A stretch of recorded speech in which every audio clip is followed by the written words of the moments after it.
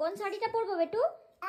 কোন শাড়িটা পরবো বলো বলো, হাতে দাও আমার। কোন শাড়িটা পরবো আমাকে হাতে দাও তো। এই শাড়িটা পরবো? আচ্ছা বেশ, তাহলে আজকে এই শাড়িটাই পরি কালী পুজোর দিনে। একটাই পরি, একটাই এটাই পরবো, ঠিক আছে? হ্যাঁ ঠিক আছে। শুভ দীপাবলি এবং কালী পুজোর অনেক অনেক শুভেচ্ছা এবং অভিনন্দন সবাইকে। আজকে আমরা চলে এসেছি কালী পুজোর একটা ছোট্ট ভিডিও নিয়ে। তোমরা তো সবাই দেখলেই আদি আমাকে একটা শাড়ি পছন্দ করে দিল। সেই শাড়িটা পরে আমি সুন্দর করে রেডি হয়ে চলে এসেছি। তারপরেই সুন্দর করে আমার ঠাকুরের আসনটাকে সাজিয়ে এবং একটু ছোট্ট করে আয়োজন করেছিলাম ঠাকুরের কাছে, আজকে যেন একটু ভালোভাবে পুজো করতে পারি। আসল কথা, ইন্ডিয়াতে থেকে যেরকমভাবে কালী পুজোটা হয় সেরকমভাবে তো আর এখানে হয়ে উঠবে না, কিন্তু তাও একটু চেষ্টা করেছিলাম। এখানে আদিকে দেখো, গান শুনতে শুনতে বেশ সুন্দর ঘাড় নাড়িয়ে নাড়িয়ে সে নিজের গানটাকে অনুভব করছিল।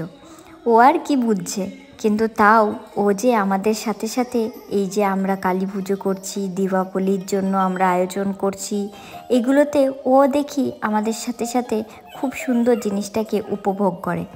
এবং ও পুজো করার সাথে সাথে এই যে যখন পুজো হয়, এই দেখো বলতেই যাচ্ছিলাম, আর তার সাথে সাথেই শাঁখটা, এই শাঁখটা এইবারেই আনা হয়েছে। শাঁখটা আনার পর থেকে পুজো বা সন্ধে দেওয়ার সময় শাঁখটাতে ও শুধু শাঁখটাকে নিয়ে পরে বাজানোর চেষ্টা করবে। শাঁখটা এখন নতুন তো, তাই একটু খুলতে সময়ও লাগছে। এখানে তাড়াতাড়ি করে পুজোটা করে তারপরে আমি ঘরের সামনে ভালোভাবে প্রদীপ দিয়ে সাজানোর জন্য আয়োজন করেছি। সেসবও তোমাদের দেখাবো অবশ্যই। এই দেখো, পুজো করতে করতে আদি নিজের একটা টুক করে ঠাকুরের কাছে নিজের মন থেকে কিছু বললো কিনা জানি না, তবে প্রণামটা নিজের সেরে গেল। দুটো প্রদীপ আমি এখানে ইউজ করছি, কারণ কি একটা প্রদীপ আমি তুলসী মঞ্চতে দেব, আরেকটা প্রদীপ আমি ঠাকুরের কাছে রেখেছি। একটা প্রদীপ এই বছরই আমি নতুন এইবারে নিয়ে এলাম। এই দেখো কি সুন্দর করে আরতিটাকে মাথার মধ্যে নেবে।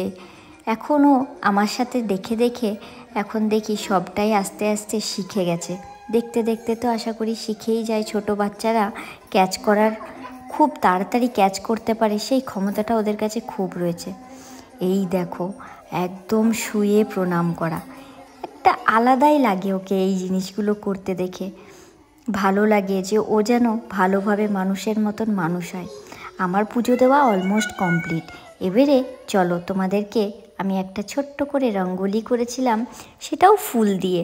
কোনো রকম আমার কাছে কোনো আবির ছিল না, সেই জন্য পুরো এই নয়নতারা ফুলগুলো দিয়েই আমি পুরো রঙ্গোলিটা করেছিলাম। ঠাকুরের কাছেও তো তোমরা দেখলেই নয়নতারা ফুল দিয়ে সাজিয়েছিলাম।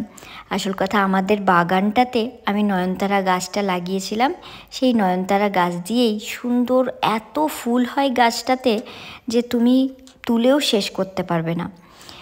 আজকে আমরা সুন্দর করে একটা ছোট্ট মতন আয়োজন করেছিলাম দীপাবলি এবং কালী পুজোর জন্য। কেমন লাগলো ভিডিওটা অবশ্যই জানিও। দেখা হবে নেক্সট কোনো ভিডিওতে। টাটা।